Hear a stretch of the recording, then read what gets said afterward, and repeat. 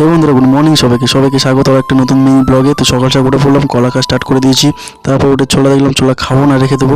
তারপরে খেজুরটা খেতে খেতে বাইরে বেরিয়ে পড়লাম। বাইরে বেরিয়ে দেখলাম আজকে ওদের খুবই খারাপ।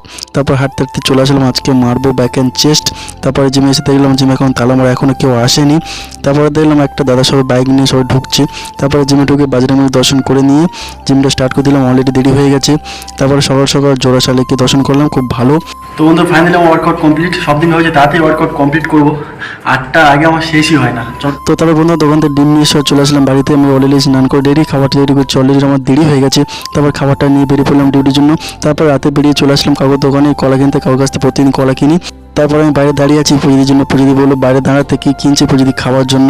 তারপর আস্তে আস্তে ভাইয়ের সাথে দেখা গেল, ভাই বললো কলা কিনতে। আমি বললাম না ভাই, কলা কিনে নিয়েছি, আজকে আর কিনবো না, কাল কিনবো। তারপর চলে আসলাম বাড়িতে, অলরেডি দেরি হয়ে যাচ্ছে। তারপরে খিদে পাচ্ছিল, কলা খেয়ে নিয়েছি একটা। আজকে ভিডিওটা কেমন লাগলো অবশ্যই বন্ধু জানিও।